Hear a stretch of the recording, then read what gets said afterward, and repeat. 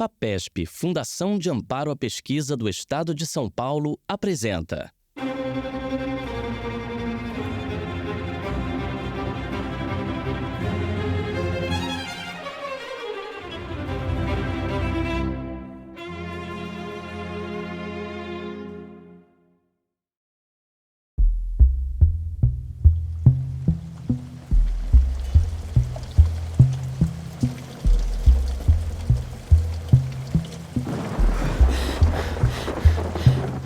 Quando chega, é brutal, é rápido, a resposta tem que estar pronta. Nós ouvimos falar inicialmente de uma doença infecciosa que estava se alastrando numa cidade da China, em Wuhan, no finzinho de 2019. E imediatamente identificaram que se tratava de uma infecção por coronavírus e todos ficamos muito alertas e preocupados, porque nós sabemos que coronavírus é uma tipo de infecção que se transmite muito rapidamente, tá certo? Por via aérea e, portanto, potencial causa de uma epidemia.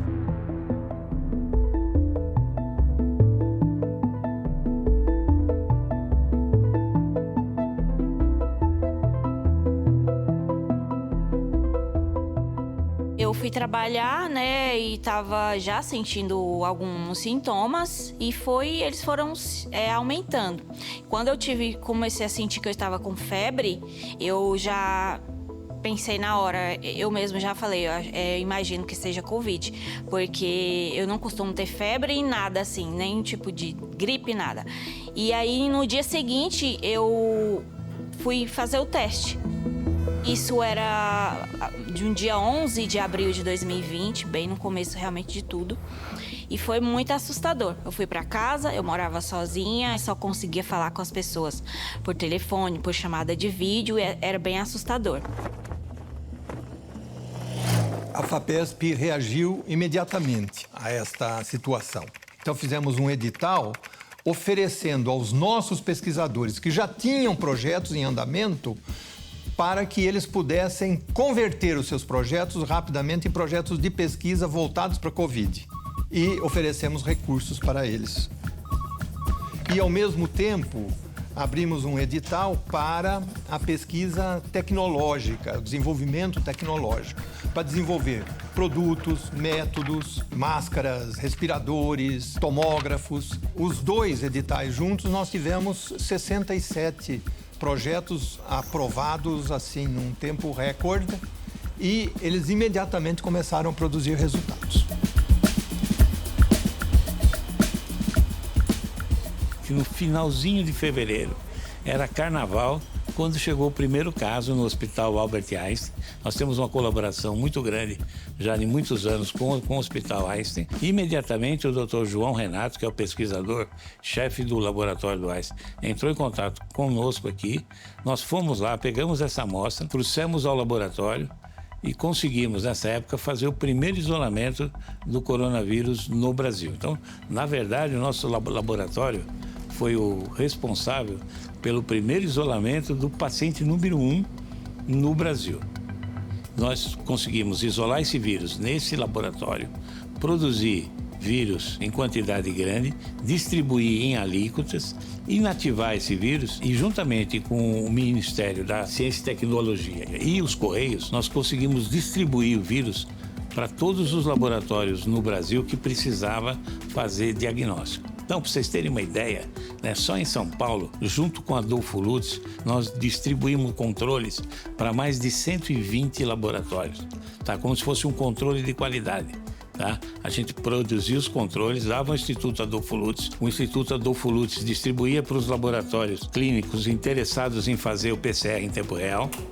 Eles validavam e aí o laboratório passava a ser credenciado para diagnóstico. Então, São Paulo, rapidamente, em menos de um mês, já tinha mais de 120 laboratórios fazendo diagnóstico para a Covid. Esse trabalho nosso ele foi fundamental para que isso acontecesse. Outra coisa importante, nós fizemos uma técnica para mostrar que os indivíduos tinham anticorpos que neutralizava o vírus. Essa técnica foi muito importante porque o Covid no início não tinha tratamento nenhum, não tinha vacina, a vacina veio só um ano depois. Então o único tratamento possível e que já tinha sido utilizado para outros vírus como ebola era usar o plasma ou o sangue de pacientes que tiveram Covid e se recuperaram para usar esse plasma como tratamento. Mas só que para você usar esse plasma, ele só pode ser usado se ele tiver uma quantidade suficiente de anticorpos que neutralize o vírus. E o nosso laboratório era o único nessa data que poderia e que teria condições de fazer esse teste.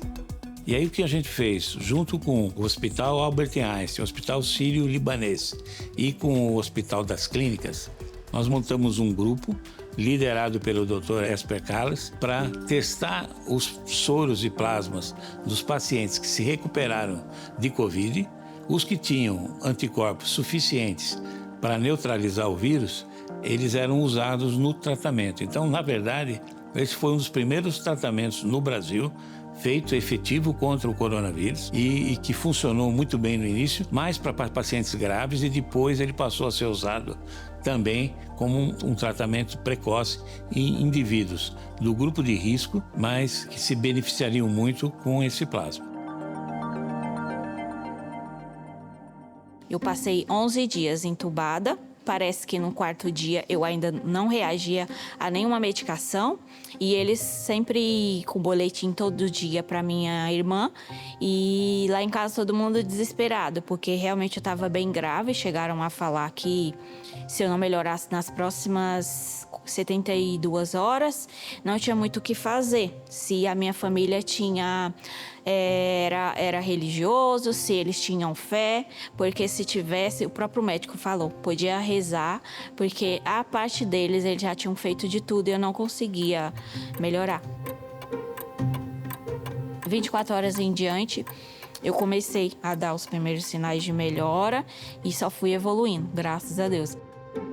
Os estudos que foram feitos pelos nossos pesquisadores, em alguns casos, eram altamente focados numa questão específica.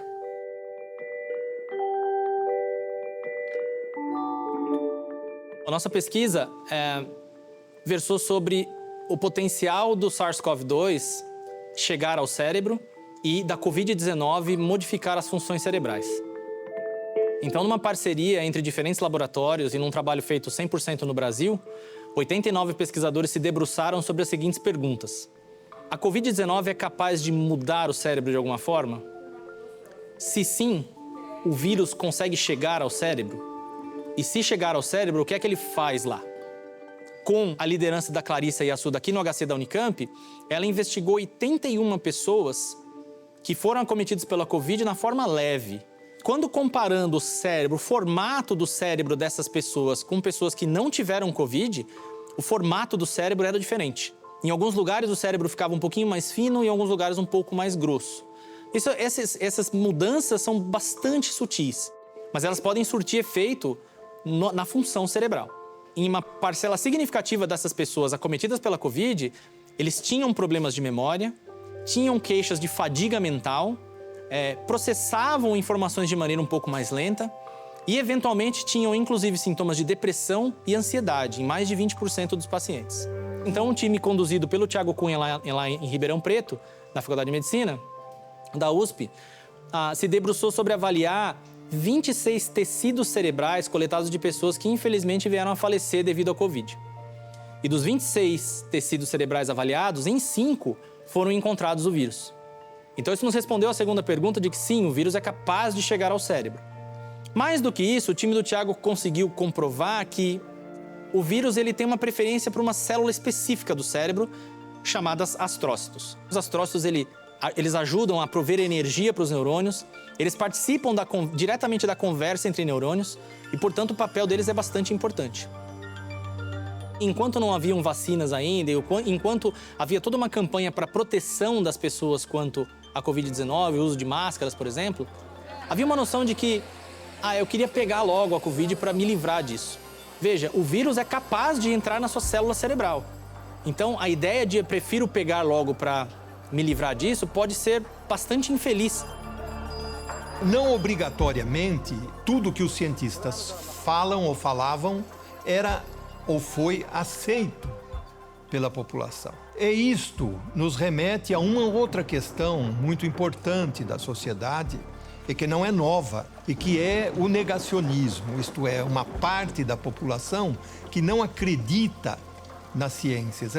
Mas não é que não acredita na ciência, ela não acredita em muitas coisas da sociedade. Ela tem uma desconfiança de que está sendo enganada de alguma forma. Então, isso existe em todas as sociedades, um conjunto de pessoas que não acreditam. Isso realmente me entristece, porque você não acreditar na ciência enquanto já tem tantos outros remédios e vacinas e doenças que antes não tinha cura, que hoje tem por conta da ciência, das pesquisas, dos pesquisadores, enfim. Então isso me deixava bem chateada quando eu via pessoas falando isso. Cabe-nos procurar manter este contato direto com a população. Os cientistas, os pesquisadores, os médicos precisam aprender a conversar com a população. Precisam tirar dúvidas da população. Precisam falar a linguagem da população para que a população ganhe confiança maior na ciência.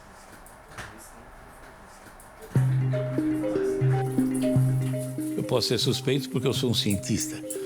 Mas a ciência é tudo o que a população tem. Eu acho que nós não teríamos nada do que nós temos hoje se não fosse a ciência e colocando um tijolinho em cima do outro. Ciência não serve só para resolver problemas. A ciência serve também para nos fazer melhores pessoas, ajudar a sociedade a prosperar de maneira mais digna, mais ética. A ciência nos faz mais sábios.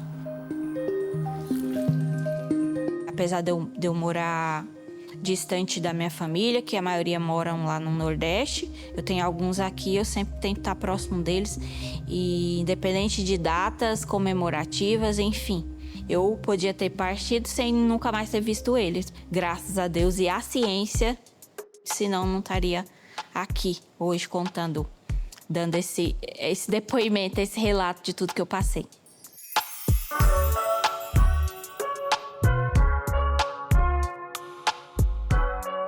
A pandemia foi uma escola para todos, para a sociedade, para os governos, para as agências de financiamento de pesquisa, para as universidades e para a sociedade.